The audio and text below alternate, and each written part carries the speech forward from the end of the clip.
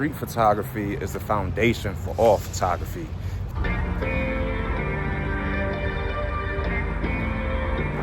One thing about street photography, you never really capture the full city, especially if it's like a major city, especially if it's a city that's real big, like Jacksonville, like Atlanta, Charlotte, LA, New York. You know, it's really hard to capture the entire city doing street photography.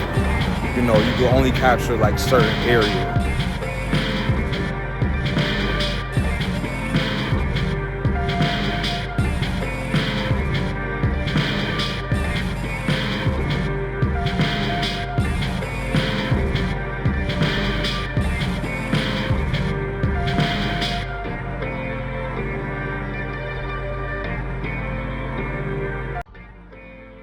We know a city breaks up in sections, like, you know, prime example, New York City.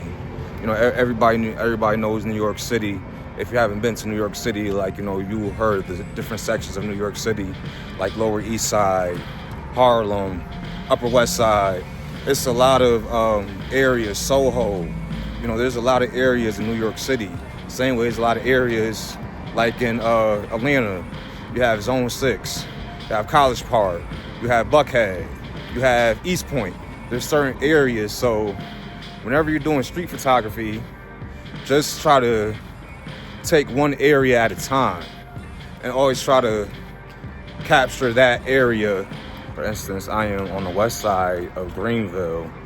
I highly doubt that I'll go to any other area or for any street photography here in Greenville, because the west side area is kind of like the close to downtown.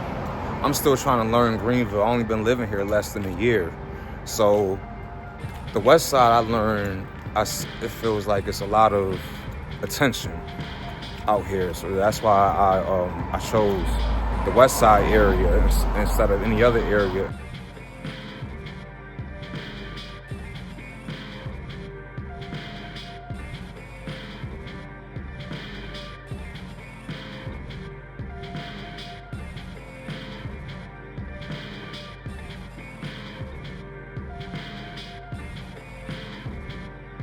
I know there are a lot of photographers on YouTube tell you to niche down, and I agree.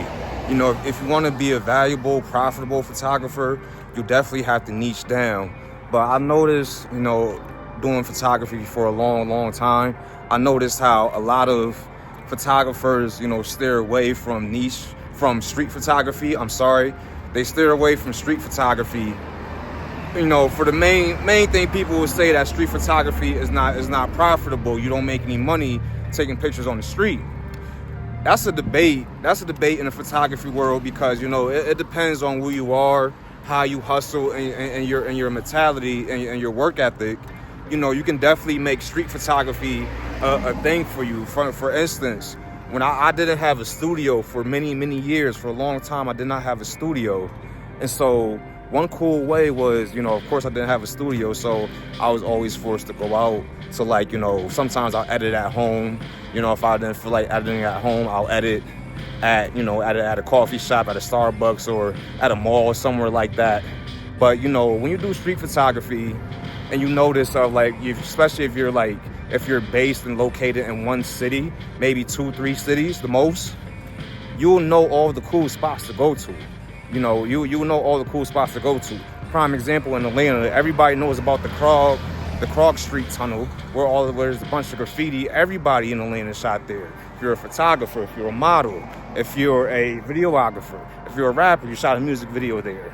So there are some prime locations for street photography. But then when you're, you know, for instance, when you had an experience like me, didn't have a studio for a long time, you'll scope out and you'll go on recruits for locations. And so when you have a photo shoot with a model or with a music artist, you tell them, like, hey, I know this very dope location, and you'll win them over just by that, because they're making it, just because a location can feel exclusive. A location can feel exclusive to the person that you're working with, especially if they've never seen it before. Look like the sun's about to go down. You know, one thing about doing street photography, main thing about anything is your safety. you know, making sure, always try to, if you ever doing street photography in a city that you've never been to, try to do some research on that city. Try to do some research on the areas that are, you know, areas that are very familiar with everybody. Of course, you might have to start off in like a tourist section, in a section that, like, you know, attracts out-of-town visitors and everything like that. But mainly when you're doing street photography, especially if you're doing street photography in a city that you've never been to, in a city that's your first time going to, you might want to have somebody, you know, shadow you that's familiar with the city, that's familiar with the area, just so you have a little bit of, just so you can have some comfort, just so you can have a sense of knowing where you're going. You have a sense of the city. You have a sense of how to go about things, of where to go. If you don't have a friend in the city that you're visiting, of course, trade lightly. Never tell people that you're out of town. Never tell people that you're just visiting for the weekend, especially when you're walking around with, you know, a nice fancy camera. You know, you want to trade lightly. You want to move around as if you're from there. That's why I say do research before you go to any city doing street photography. Do your research. Move as if like you're a native. And once you move as if you're a native, you know, it feels like everything will be more smooth for you. Everything will flow just a lot more better for you. Whereas if you're moving like a tourist, and you're moving like you're moving as if it's your first time being there. You don't want to move like that, especially if you're doing street photography. You want to move as if you're familiar with the area. You want to move as if you've been living there for a couple of years already.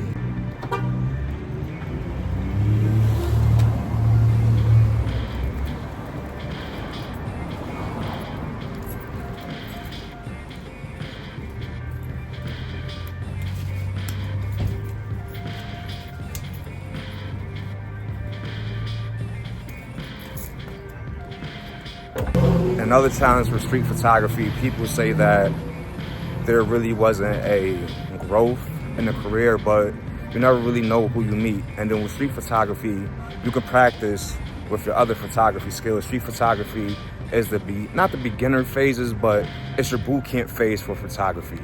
If you want to shoot weddings, you have to learn how to work that camera. How else you gonna learn how to work the camera doing street photography? You know, you're not even doing a wedding, you're just doing a portrait, like, you know, working with a model and a designer for like a fashion shoot. You know, sometimes they want exclusive locations. Not everybody can afford a studio, or maybe not people have the vision for a studio. So sometimes you gotta have these cool spots to go to. You gotta know the cool locations to go to in order to get the photo shoot lit in the way you want your vision to see to other people.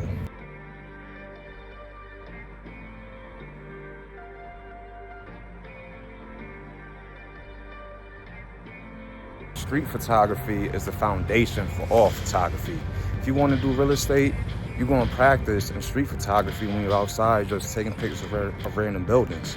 You want to do car photography, of course, you're going to get shots of some cars parked up on the street, parked in a parking lot, wherever you are. If you want to do portraits, of course, you know, I don't like taking pictures of random people on the street. I think that shit is so fucking weird.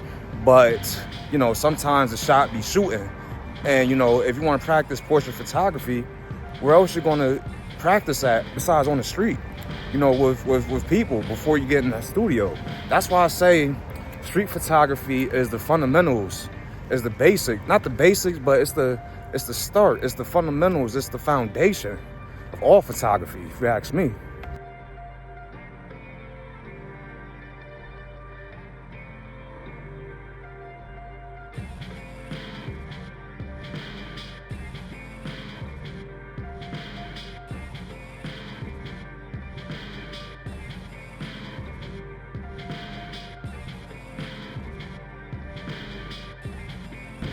Before I moved down south, when I was living in Connecticut, I did not have a studio in my crib till about, yup. You good, bro? Bro, what you taking pictures of? Everything, man. What you doing once you take it? Huh? What you doing once you Well, right now I'm posting, I got a YouTube channel. I got a YouTube channel where I just basically do street photography in different cities. Really? Yeah. Is the money and something like that? It depends, because like say, all right, prime example, I do street photography, but people will book me for photo shoots. Oh, okay. And then I'd be like, yo, like, you know, I know a dope location we could go to. Okay. You know what I'm saying? Yeah, stuff like that. Let Yeah. me tell you something before I go. Yeah, you good, bro. I'm listening. Whatever you do, Uh-huh. don't cut that beard, bro. You mind if I get you on camera? Yeah. Whatever you do. Hey, my name Rick Johnson.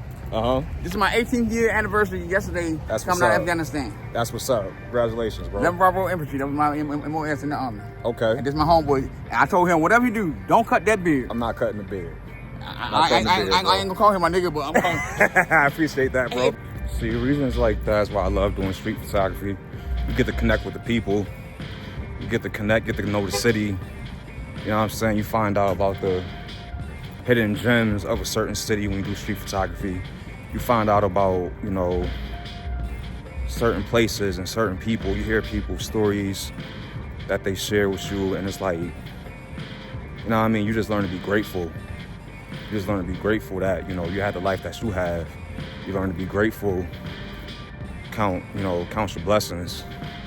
Cause man, the stories I heard doing street photography, shit that I seen doing street photography, you know, can't say nothing but I'm blessed.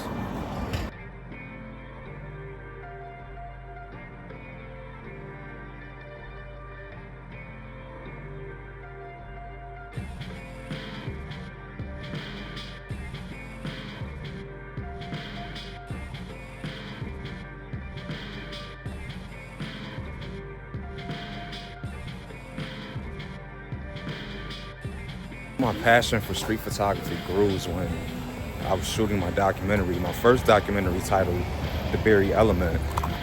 I shot that it took me 2.5 years to shoot, about 1 year to edit. And I think my love for street photography grew then because, you know, like I said, it was just about finding the exclusive locations, finding the locations that people are not familiar with. Before moving down south, still living in Connecticut, my brand, before I even was studying about branding, before I was studying about marketing, and before I was studying about running a business, I've been doing photography, just like, you know, studying the craft of being a photographer for a long time. I'm 33 now, so I've been doing this since I was 20 years old, have earned my bachelor's degree in media arts and everything. So street photography, I think, became my favorites when I started shooting the documentary. And while I was shooting the documentary, I remember, for instance, for graffiti artists would show me a discrete location so we could shoot the documentary so the graffiti artists can paint and everything like that. And then probably about the same week or maybe the next week, I'll bring a model to that location, to that same exact location. And somehow my brand grew way even before I knew about branding, way before I knew about running a business, way before I knew about what it's like to be a full-time videographer or a full-time photographer. I didn't realize I was starting my brand way before I even thought about it. You know, I just had the vision, and I just went for it. And I kind of grew a reputation for that. Like, hey, that photographer who has his exclusive locations, and he's might take you to a bando, it might take you to an area that you've never seen before, but it's dope. And I grew a reputation for that back in Connecticut. And that was a reputation something that I'm low-key proud of. And it really stood me out. It made me stand out from the other videographers. It made me stand out from the other photographers that were already in Connecticut doing their thing. Walking back to my car, just a quick little exercise. Gotta keep sharpening the eye. In the words of Wu-Tang, sharpen the blade, sharpen the sword. You know, photography is like practice.